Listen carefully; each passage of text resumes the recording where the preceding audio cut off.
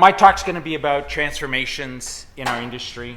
And transformations can be very stressful, create a lot of anxiety. So I'm hoping what I can do is talk a little bit about what to expect and hopefully paint a positive future for workers in our industry. I have done a lot of things, and almost none of them were anticipated when I started in 1986. So the term artificial intelligence has elevated the concept of machine learning to mythic expectations. They understand business about as well as a calculator understands math. There's two challenges. Basically, we need more data. Meta AI model, as well as all the other models, have basically scraped the entire internet. There's 20 trillion tokens or words on the internet that they have learned from. They've read everything.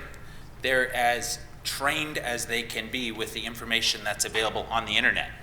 The limit for them getting to the next level is going to be more data and more power. And I mean, what's even worse is right now they're writing their own information to learn, to continue learning from. So it's only going to get worse, any of that AI slop that's happening. Sam Altman from OpenAI had said that he needs about 250 gigawatts of power to run his AI models the way that they've promised society to run AI models. And the astounding number that is maybe better understood if we talk about the entire power generation capacity in the United States is 1,250 gigawatts. So he's talking about 20% of the existing electrical grid in the United States just to run OpenAI software. So this power and data hunger that these companies have is not going to happen overnight. It's going to take years for sure, maybe decades, if it comes. So the term I prefer to use is augmented intelligence.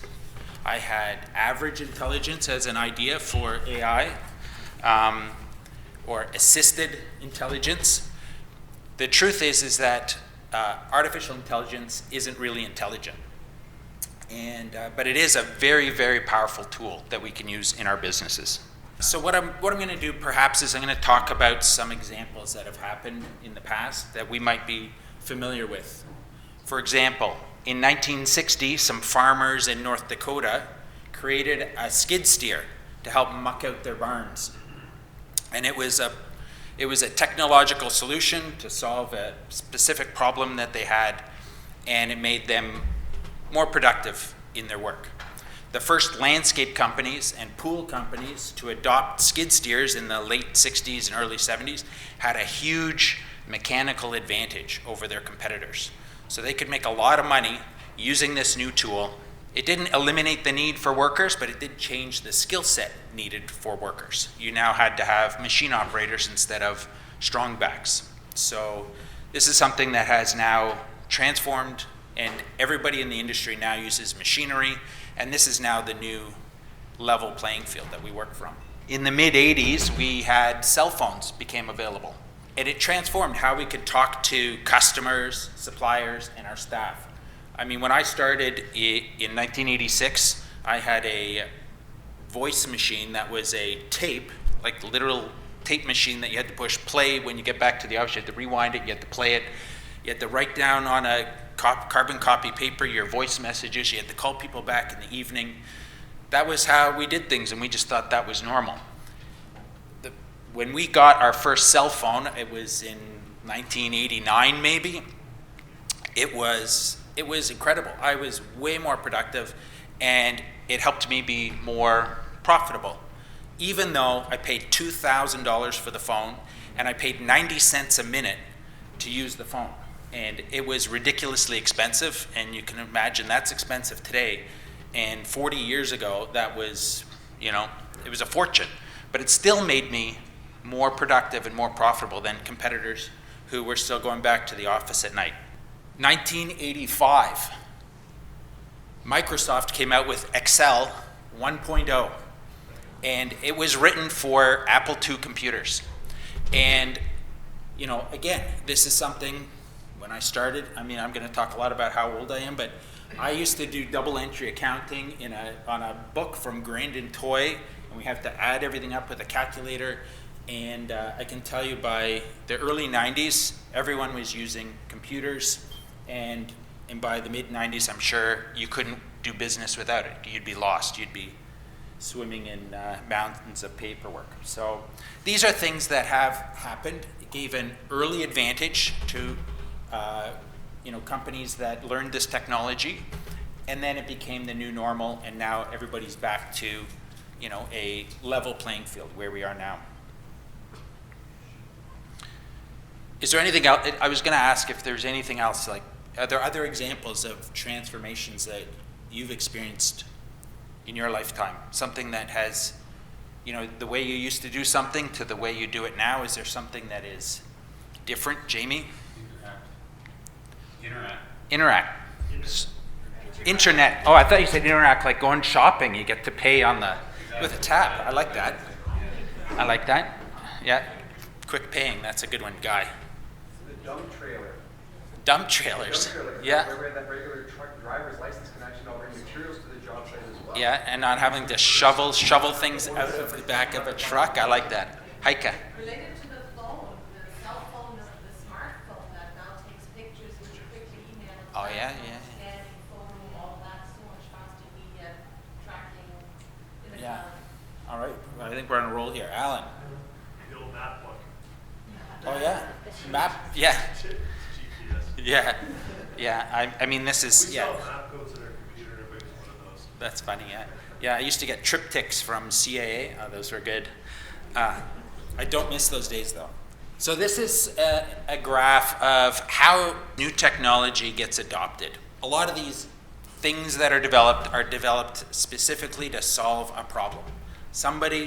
Oftentimes it's somebody in the industry, solves a problem that they're experiencing, and it's successful, so then they try to market it, they try to bring it to market. Obviously, there's issues that we're all dealing with labor. Labor's a big one, obviously. Chaos, disorganization. These are all things that we're looking for. So looking for solutions to common problems. There's a lot of people, the early adopters are going to be the ones that obviously capitalize on those advancements fastest, and then eventually everyone else sort of comes along. And there's always going to be people who'd like to do it the old way, avoiding the expense of having to bring on new systems. But that's going to be a struggle, obviously, for people not using Bobcats or cell phones or spreadsheets. So, back to why. So what Oriole is looking for, we're looking for operational advantages, obviously, mechanical, operational things. Route optimization is something that is now available in most programs, and that's something that is a huge advantage, and it's where something happens in the middle of the day and you have to reorganize. If you can have that done automatically, you don't have to necessarily train your staff on how to not waste time. Or there's still issues where drivers end up going on circuitous routes, and I'm like, what happened? But now we can track on GPS where they're going. Obviously, we can use AI for marketing scripts or analysis, data analysis. Phil was telling me yesterday he's using AI for data analysis from his farms. And I thought Phil was going to be the last one. I thought he was going to be in the laggards column, but Phil's got it in full use at his farm right now. So the idea is that these issues, though, like throughout all of those transformations that I described earlier, they were always to reduce labor costs, to increase productivity, but that need to find the next improvement never ends. So as much as this transformation that we're going through right now is going to perhaps alleviate some of our labor issues, maybe we're not going to have as many employees to cut lawns or to handle our marketing, we're still going to need employees, and we're going to look at ways to optimize the staff that we have and the work that we do, and we're going to be looking for the next step. So I'm going to talk a little bit about how we use AI to assist our company as opposed to displace staff. What happens when you start to look at knowledge, and this is where experience comes into play. This is something that we don't necessarily get from AI. We're looking at creating knowledge is a human source. Decisions are human initiated. And the thing is with a computer in 1979, IBM had a training manual, and it was a long time ago before artificial intelligence was even a word. In the training manual, it said, never let a computer make a decision. Computers cannot be held accountable. And this is something that we're at risk of if we download all of our analysis and scrutiny to an AI, an algorithm that spits out an answer that maybe appears confident and doesn't use that human knowledge or a human to make a final decision. We're going to have actions initiated by staff, not autonomously. Replacement, obviously, robot mowers are going to replace a couple of employees, but it's replacing tasks. So we're still going to have high-skilled staff managing properties. We're not necessarily going to be replacing employees, but that increase in productivity means I can handle more clients. If I have 5 staff currently doing 10 projects, if I can get mechanical assistance with those projects, I can have those same staff do more projects. So we become more productive. It's not necessarily going to reduce the workload or reduce my staff. It's definitely not going to cut our employment down. They talk about, the age of the 30-hour work week. They've been talking about that for 100 years with the steam engine back in the 1800s. And obviously what we're hoping for is to use technology to make our staff more capable and more skilled, and to use our staff for higher level thinking. This is Bloom's taxonomy. This was created for the education system. Benjamin Bloom in 1956 developed this to talk about the different stages of learning. This is something where, as staff, as we become better at our jobs, as we become more educated and more experts in our field, we can elevate our understanding and our actions to the higher points on the pyramid. Analyze, evaluate, and create. This is something that technology struggles with. Technology is very good at remembering things, recalling facts, understanding concepts, connecting things that are related. But it starts to fall apart when you try to apply that information to new situations. And that's where we start to find weakness in technology. And what I'm trying to say with this presentation is that the staff in the company are the ones that are going to continue to do those upper level tasks. And the risk with giving the lower level tasks to technology exclusively is we're going to lose the ability to train those new staff to become the experts of tomorrow. And that's something where I'm very worried that it's easy to fall back on the technology that's going to avoid having to talk to customers, avoid having to balance the books. Technology that does all your accounting for you means you're not going to understand how to do accounting. And it's not that you have to be an accountant, but you should know where your money's coming from, where it's going, why things make a difference when you make a decision.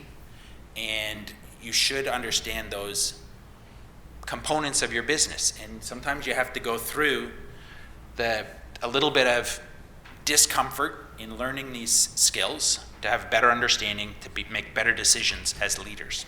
Price, quality, and service. So these are the 3 pillars of a successful business. I know there's a restaurant in my neighborhood that has on the back, it says price, quality, and service, choose any 2, and it's cheap food. That was their point. And but what we're trying to do with technology, especially for early adopters, is that we can provide a high level of service or a high level of quality while lowering the cost relative to our competitors. So that, again, this is something that's the holy grail, to have all 3 of them optimized. And it really only is an option for early adopters to this technology, where you have a brief period of time where you have something that the average competitor doesn't have. So obviously price, we're not trying to do cheapest. Quality really at the bottom is operational consistency. So those of you in the board meeting this morning, we talked a lot about consistency of our message throughout all of the committees at CNLA. And that's something that is quality from a CNLA perspective. It's quality from your business operation as well. Consistency. Your clients expect consistency. And then driving the ideal client experience, that's going to drive referrals. And this comes back to people. People are at the root of relationships, and relationships are required for loyalty, and loyalty is what breeds successful referral, repeat business. And if you are using technology and robots, you're going to have a transactional business. And it's very easy for a customer to select a different company also using technology and robots because there's no relationship with the people on the staff. Your crew is your ambassador to that customer.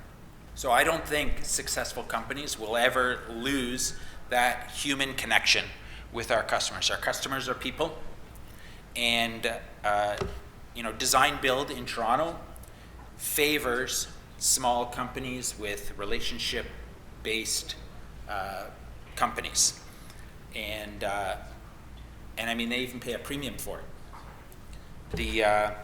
There was a survey done by the Royal Mail in England, and they wanted to know how people felt about mail service, and they assumed it would be either the speed of delivery or the cost of the service, and they found that there was no correlation between speed or price with customer satisfaction. Interestingly, in rural areas where it was the slowest and some of the costs were highest, they had also had the highest satisfaction with the Royal Mail. And what was found was it's the relationship with the postie. If they liked the person delivering the mail, if the person delivering the mail knew to leave the mail around back when they were on vacation, that kind of service, which isn't in your standard operating procedure, but that kind of relationship service is something people do for people. And that's something that'll never go away. Excellence is idiosyncratic, meaning it is individual. There are going to be individuals that will provide that difference. And if you are talking about AI, which is average intelligence, and you get a SOP written by an AI, it's going to tell you what the average good landscaper does, you're going to deliver an average service, and you're not going to distinguish yourself from your competitors. So it's those people that will make the difference. Simon Sinek did a talk, I saw one of his talks where he was talking about Walt Disney, and they did a survey of the guests at Walt Disney, and they found guests really loved their stay in the resort. And they talked to the staff, the cleaning staff who prepare the rooms. And the story was that the staff generally broke the standing operating procedure and did things that were not on their tasks. They would, there's one that was turning on the fan, sitting on the bed and turning on the fan, trying to get the dust off the fan. They said, imagine how a customer would feel if they came back from the park and that's the first thing they did was sit on the bed and the dust came off the fan. So they would do these kinds of things, and they're like, what made you think of that? And they go, I just, thinking like a guest. There was another one that was making the towels, folding the towels into little animal shapes and putting them on the bed. And there was another one that had the stuffed animals, and they were setting them up for the kids.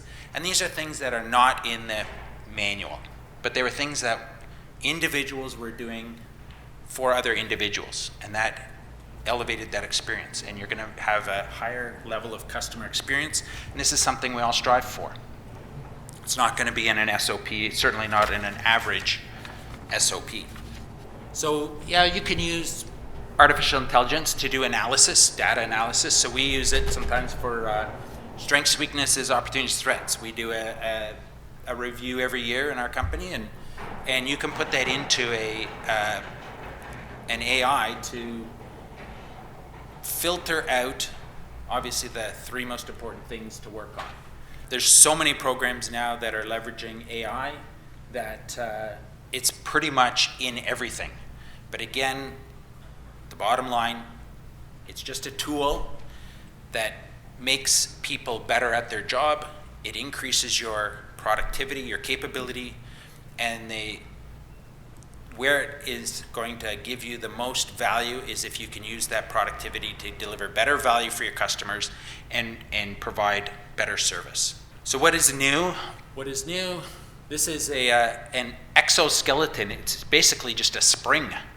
So I tried this out this past fall at a Landscape Ontario event, and you strap this thing on, and it looks weird, and it feels a little weird, but this stone that I'm picking up is 110 pounds, and I'm still smiling. You can see after I've picked it up. It's like, it's pretty incredible what's possible, and these things didn't exist when I was young and lifting heavy stones without these kinds of things. And I'm not sure this is a great thing. Like, I know if I was young, I would just lift heavier things if I had this on. And if I had a sore back, I would just lift them for longer. So if I was sore after 6 hours without it, I would lift for 8 hours until I was sore. So I'm not sure that's a solution for anyone, but it's just like this technology is changing, and understanding where the value is in how this can be applied. If you need it for a short period of time, like a brace, then I would say it's probably a good idea. But it's just these things are evolving constantly. So, and I come back to this with a couple of different tags on top. The key is to try these new systems. They're not necessarily the best thing for you. They're not necessarily going to work for you, but it's worth trying. It's worth trying something that might not work. Obviously, if something does work for you, you can take off with it. My rule is small, reversible experiments, and that's basically how we do a lot of our improvements at our company over the years. We make small, reversible improvements, so if it's good, then we double down on it. And if it doesn't work, no harm done. It's not going to put us out of business. We can regroup. We're not necessarily developing new technology or equipment, but we certainly are aware of what's out there and what is possible. And we're not early adopters on everything. There's a lot of things where we're a little slow to catch on, but there's a big difference between the advantage that it can give us. The idea of the chasm is that there's a lot of things that get caught, early adopters catch on to, but it never really catches mainstream. Like Google Glasses sort of came out and they were hyped for a while, and a few people bought them, and then it never really caught on, so they quickly disappeared. And that's that chasm idea. The rest of us are, the majority. Safe, average performance if you take on stuff that has obviously proven its ability. And then the people who are laggards, you're going to have to overcome your disadvantage with brute force. So if you choose not to use cell phones or Excel spreadsheets or Bobcats, like, you can imagine how far behind you would be.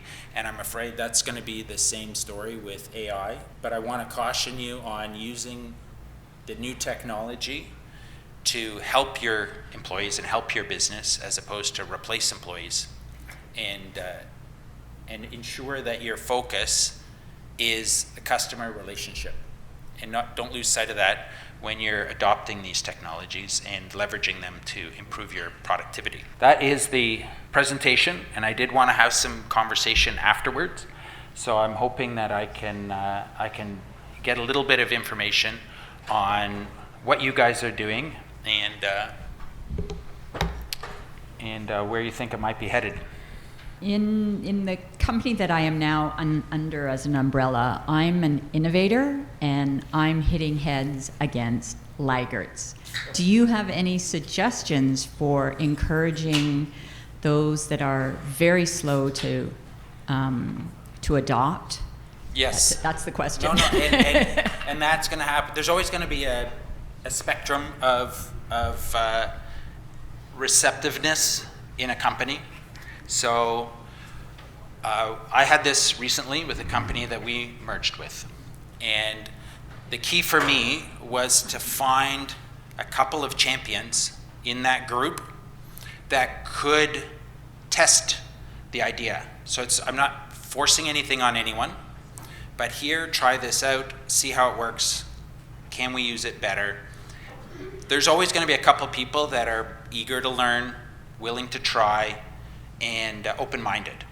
And those are the people you're going to have to focus on with no pressure and no expectation that you're going to dump it on the rest of the company a month from now. Because that, again, it creates a lot of anxiety that this is going to be forced on us. So, and in my experience, you get a couple of people who have success with it. That success is a advertisement for the next person to bring it on. So we roll it out slowly across the group, and once I have one or two people that have used it and had success with it, they then become champions for me to sell the idea to their peers. So it's not just instructions or dictation coming from up high. Does that help? So I hope you have at least one open-minded. But if they're successful, that will prove your point. It'll be hard for somebody. There's always going to be skeptics, and they're always going to say that'll never work.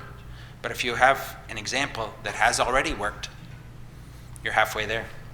There's a couple of AI marketed companies out there right now that are marketed as being specific to the industry. Mark Bradley, as example, has one. Have you played around or know anybody that has utilized the company or the industry specific AIs versus more of a general AI like chat or anything like that? And if so, did you find that they found value because they are offered at a much higher price point than generalized AI platforms and tools? Yeah. So yes to both of those, and I did have one of my colleagues at the Phoenix event recently, and I've had a couple of my clients from consulting use Landscaper, and it is a great tool. And it is a great tool for creating standard operating procedures, marketing scripts, and it's used using an agent, so an AI agent, which is trained on a specific situation or company or person. So you can train an agent to know your company, have the data of your company, and then provide solutions through that lens. So it's a great tool.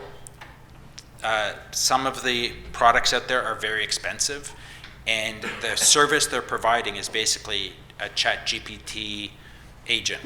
And so there are going to be much less expensive options out there, but it's going to take maybe a little bit more faith to trust those other options where, Landscaper is saying this is a proven system. But if you have the time or skill level to find better agents or train your own agent, you can save a lot of money. And in the end, that'll be what happens. The cost of this service will decline significantly over time. So right now, those early adopters to Landscaper, like my cell phone example, are paying a huge premium to be first in, and eventually that cost will go down. So, but it's ChatGPT. Like, Landscaper doesn't know how to run your business. So, and a lot of people will go in there and it'll give them a confident answer. Bertrand Russell said that confidence is not competence, and he's, don't listen to them because they're the loudest.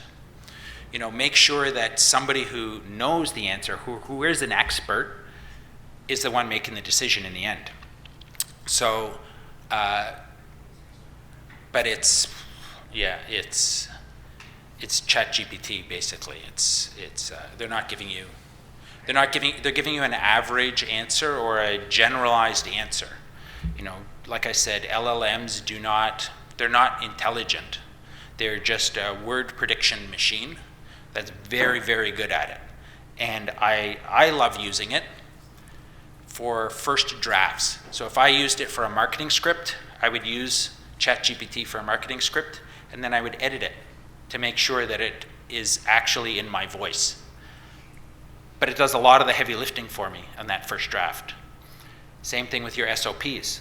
If you can use a program like that to create a standard operating procedure because you don't have it in your company, it's better to have it. If you had to pay a premium for it, it's better to have it. But make sure you go through it and make sure that it fits your business, that you're not taking the slop that comes out, because there's a lot of mistakes in it.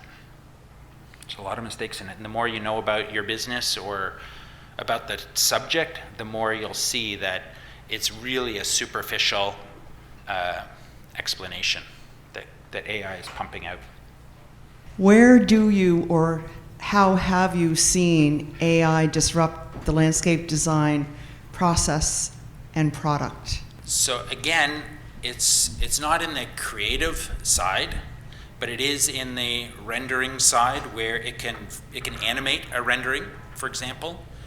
And that's something that none of us is going to do, to try and create a CGI rendering of a landscape.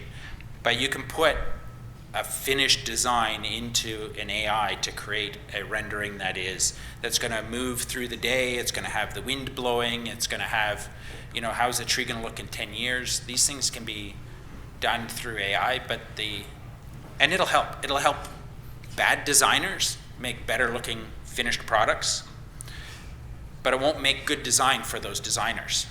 And it might help, again, like with the heavy lifting on giving you some ideas, but ultimately the best designers are going to be the ones that think outside. So there are,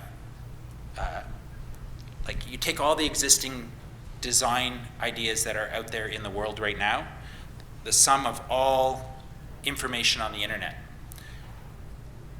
AI is able to be introspective, and they can interpolate everything inside the existing knowledge base, but to extrapolate to a new idea that hasn't existed before, AIs can't do that.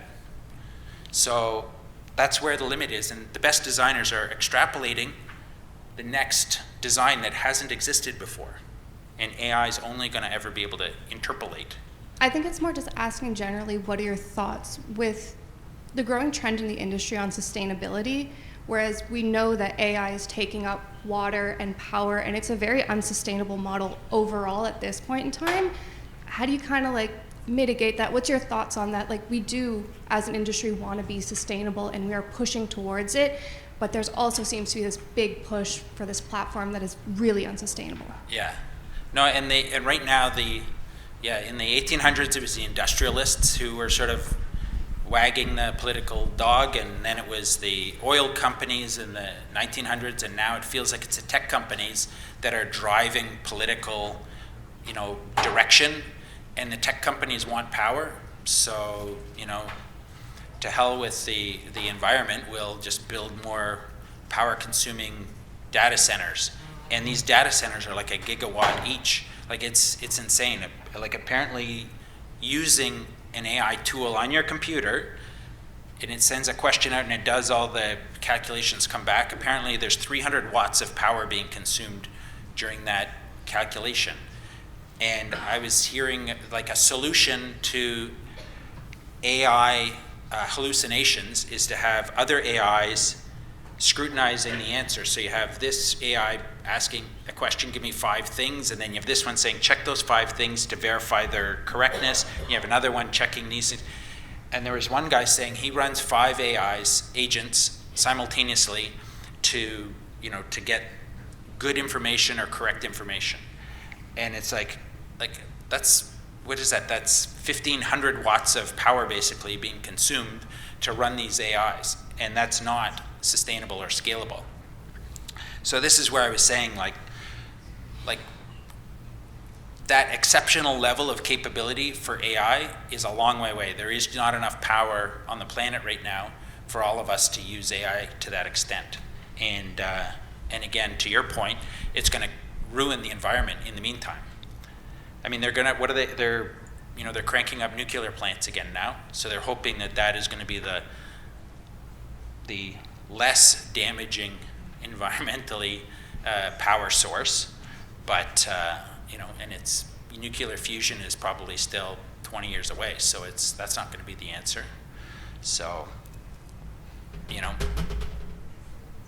there's not a good answer, because it's coming. Like, basically the tech companies have shaken the tree, and all the political elites around the world they don't want to be left behind. So as bad as it is in the States, with the tech companies controlling government in the States, every other country around the world can't be left behind. So they're going to have to ramp up their process as well. So then it's an arms race, essentially. So it's going to get worse before it gets better, I suspect. I mean, what we can do, and I'm going to get off topic here a little bit, but what we can do, and Alan here's climate chair, but what we can do is make sure that our communities are safer, healthier, cleaner, more responsible. So we can make sure that where we live is more livable. That's our job, that's our industry. So that's what we can do. You might think globally, but we act locally. And that's an old phrase, but it works right now for us. And in our industry, we act locally. Those are our businesses. So. This is the science part of me coming out, but there's no vetting of what goes on the internet, right? Anyone can put anything, whether it's true or false, and a lot of it is false. How can you trust the results of AI if it's scraping everything out of the internet? And how can you find faulty results that could be detrimental to your business? Again, it comes back to people, experts. You want to have, I'm not going to Google medical advice in the computer, because I don't have the knowledge to say whether this is correct or not. And I heard one expert state that as few as 250 documents can corrupt a large language model. So if you were in Russia and you wanted to mess up the way business is run, you could put 250 documents into the internet to confuse or confound these large language models. So when they're studying the internet, that's enough for it to then become a plausible answer in a solution or a search. And it'd be very easy for them to create misinformation everywhere. So, like I said, it could get worse before it gets better. And you want to, I don't mind, I'll Google something, Dr. Google, and I'll ask a doctor to say, is this true? That's useful, because now maybe you've had a deeper conversation with the internet about your symptoms. So now you've taken out the first 15 minutes of your discussion with the doctor. But beyond that, it's the same with your companies. Make sure you have people in your company with experience doing what you're trying to do. And if you're going to use AI to create an SOP or a construction detail, I wouldn't trust stuff that gets put out by AI necessarily. I would want to verify that it's correct before applying it. Trust but verify is something we've always done. So, Phil, I'm going to single you out for a second, because you said last night you're using it for data analysis in your company. And have you had any experience with the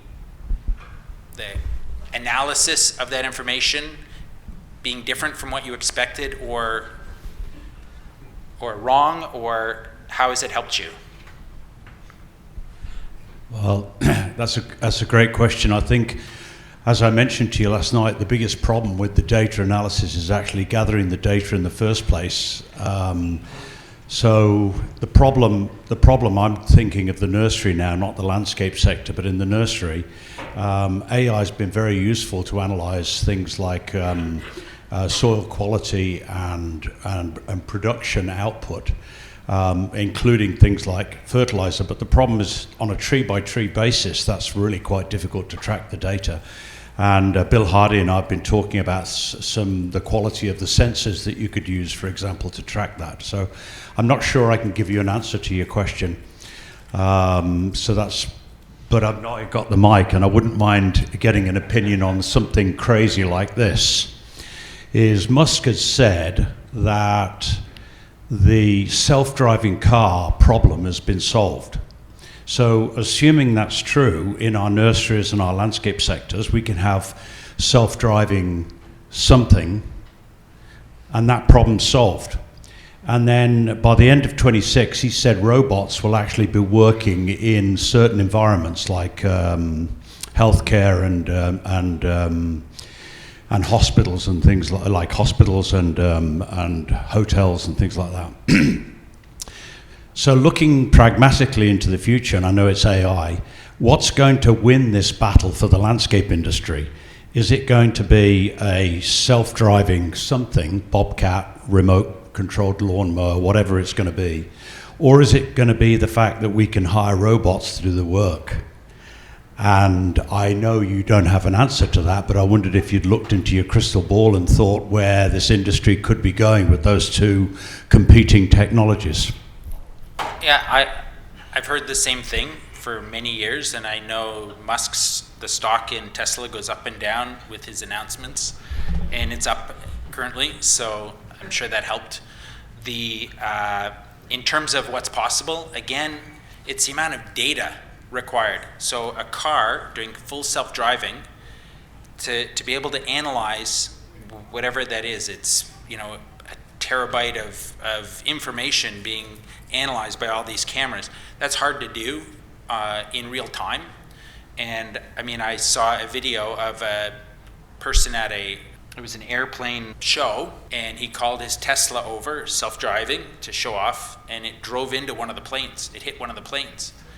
And it's because the model that Tesla was using was not trained to avoid planes. It did not know what a plane was. It had never seen a plane. It wasn't trained on a plane. It had no idea what a plane was. That kind of thing is like, we don't know what it's going to mess up. And we don't know, like your data analysis, when it's measuring soil quality, you're saying, oh, that's great, it gave me an answer.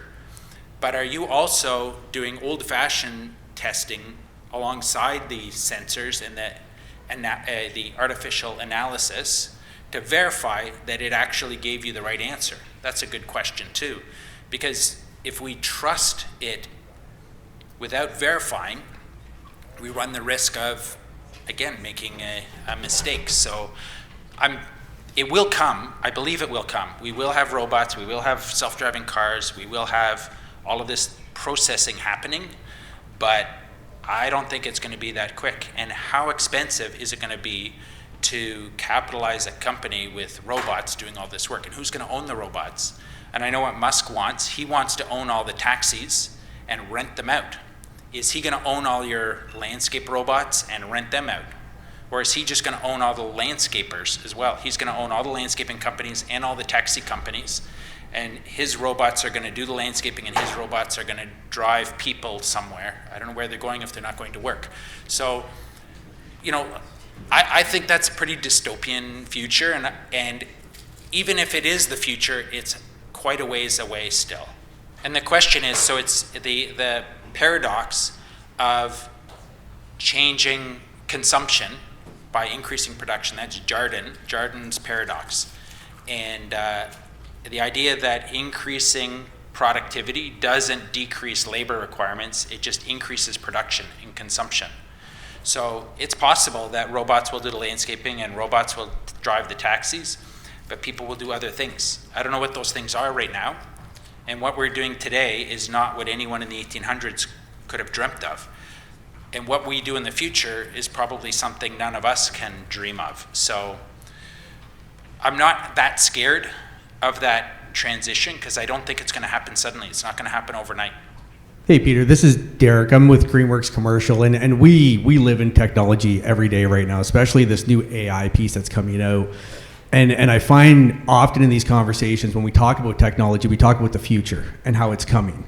And I think what a lot of us are overlooking is the future's here. It's already actively happening. You know, at Greenworks Commercial, we're going to launch autonomous mowers this year, and we have many of the same questions right now, right? How does this look in your business? Does it reduce headcount? Does it make you more productive? Is it making you more efficient? Is it improving your bottom line? And I think as we talk about AI, those are two of the questions that need to come out as we look at it. Is it making me more efficient? Is it improving my bottom line? Those are the two things we're looking at the end of the day.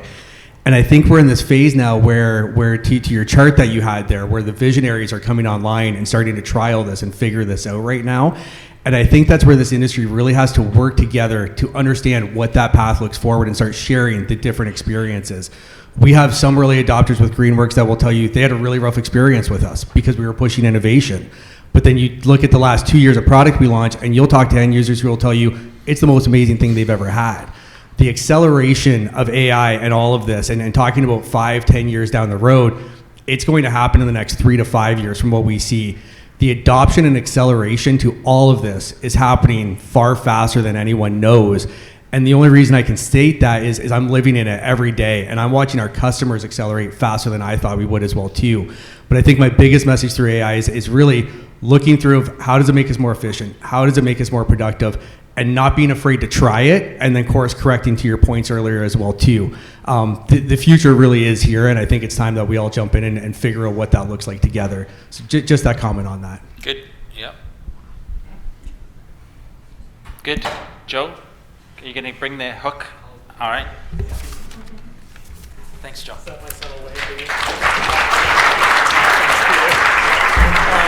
Peter, we also have a mug from CNLA. Oh, good. Please feel free to fill that full of your favorite beverage. I will. Yeah, maybe later. Count on it. Yeah. Thanks. And I don't know if anyone picked up on Peter's T-shirt, by the way. Yeah, well done, sir. There was a news article at the end of April, early May of 2025, and some of you might have remembered this. It was the cost of please and thank you when entered into AI models and just how much that cost. On average, tens of millions of dollars to be polite to your AI chatbots. So AI does not need pleasantries, and it's sustainable if you're rude to it, I guess. It's worth it when Judgment Day happens. Yeah, let's, and maybe it's worth being polite when Skynet takes over. Okay, Peter, thank you so much. That was very insightful and great conversation around technology, and what a great plug for Greenworks in there. Great job, Derek. Well done, sir.